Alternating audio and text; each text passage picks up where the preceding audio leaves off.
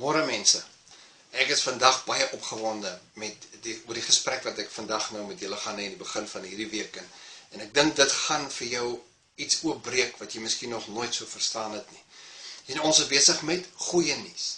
Daar is nie 'n stukkie slegte nuus wat ek vir jou bring nie. Die evangelie beteken goeie nuus. Ok, so ons is besig met goeie nuus. Nou, jy het nou al gehoor, ek praat van daar is nie straf vir die mens nie.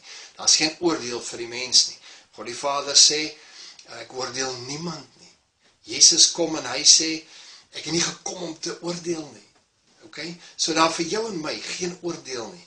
Nou ons het opgegroei met 'n persepsie en van oordeel. As ons die woord oordeel hoor, dan wil jou hare gaan regop staan, want jy weet, eendag gaan jy voor God staan en hy gaan vinger na jou wys, hy gaan jou oordeel. Hemel toe of hel toe. Nou dis hoe ons opgegroei het. Ek het dit van die kansels af gehoor, ek het dit met pa se eie mond wat 'n pastoor was gehoor. Ok, ek oordeel hulle nie. Dis waar ons was. Ons het dit geglo, ons het dit verstaan. Nou intussen verstaan ons God se liefde al 'n bietjie beter. Ons verstaan genade 'n bietjie beter. Ons verstaan wie God is bietjie beter en wie die mens is 'n bietjie beter as gevolg van sy liefde. Maar jy sien, alles gaan oor die liefde. Het gaan nie oor kerkie nie, het gaan oor die liefde. Nou kom ons kyk vinnig na die woord oordeel. Is nodig baie keer om na die oorspronklike taal toe te gaan. En net te kyk wat die mense bedoel het. Nou die woord oordeel is vertaal van 3 Griekse woorde af. Dis krino, krisis en krima. Daai 3 woorde is meeste gevalle vertaal as oordeel. Nou ons kyk na oordeel en ons sien ons gaan geoordeel word. Johannes kyk na oordeel. Hy skryf in 1 Johannes 4:17 van 'n oordeelsdag. En die woord wat hy gebruik is krisis. Nou, krino, krisis en krima beteken basies om 'n besluit te neem. Jy oordeel 'n situasie, jy maak 'n besluit. Jy besluit daarvoor, jy besluit daarteen, jy besluit of jy mense gaan oordeel of nie. Dit is als ingesluit in daai betekenisse van die oorspronklike taal. So dit gaan oor 'n besluit wat geneem word. Het gaan nie oor 'n oordeel, God oordeel jou nie. Het gaan oor 'n besluit. Jy sien, want vir jou en my is daar geen veroordeling nie. Nie van 'n mens af nie, ook nie van God af nie, sê Paulus in Romeine 8:1. Geen veroordeling vir jou en vir my nie.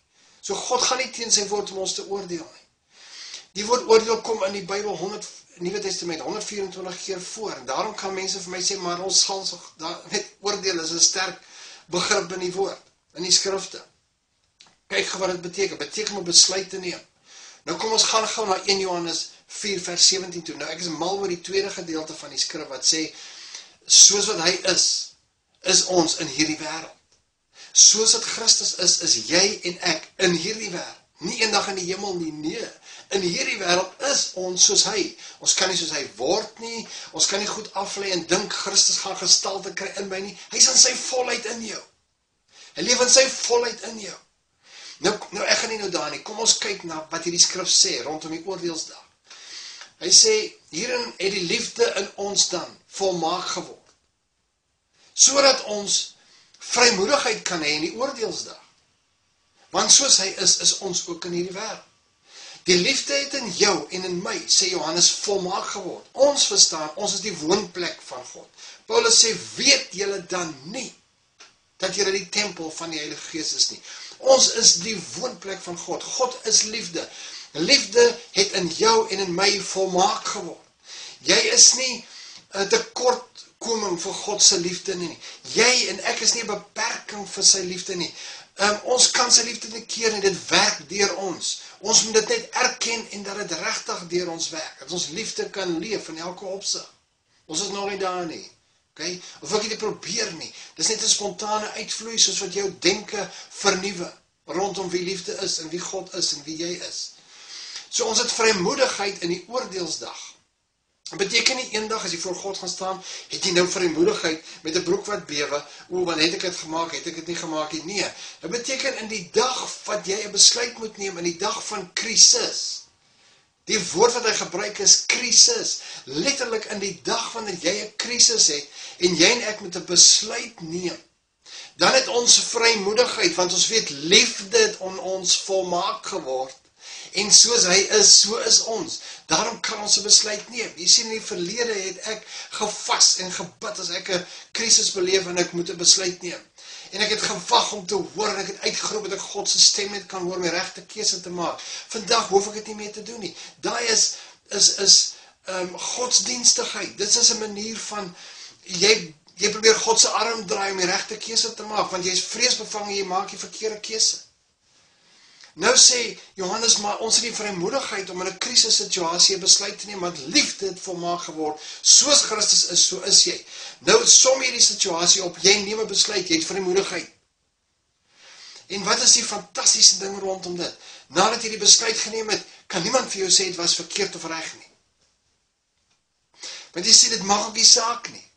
Want die liefde stap dan nou saam met jou, die liefde wat volmaak is in jou, loop hierdie pad verder saam met jou, die keuse wat jy gemaak het.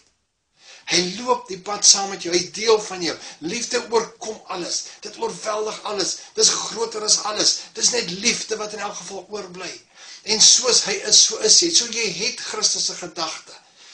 Jy het die sin van Christus, want hy is in sy volheid in jou, die Godheid in die volheid in die liggaam. Nou het jy vrymoedigheid om 'n keuse te maak. En daarom wil ek vir jou sê, hierdie week gaan jy in, en ek haal nou, die angel, haal ek nou uit hierdie skrif uit, wat vir jou gesê, daar is 'n oordeelsdag wat vir jou wag, en ek sê vir jou, jy het vrymoedigheid, ek bring vir jou genade, bring vir jou liefde, jy het nou vrymoedigheid, in die dag van krisis, om die regte keuse te maak, want jy weet jy is soos hy, jy weet jy het sy gedagte, en jy weet liefde volmaak geword in jou. Leef hierdie lewe, hierdie week, van vrymoedigheid, om besluite te neem in jou lewens. Tot volgende week.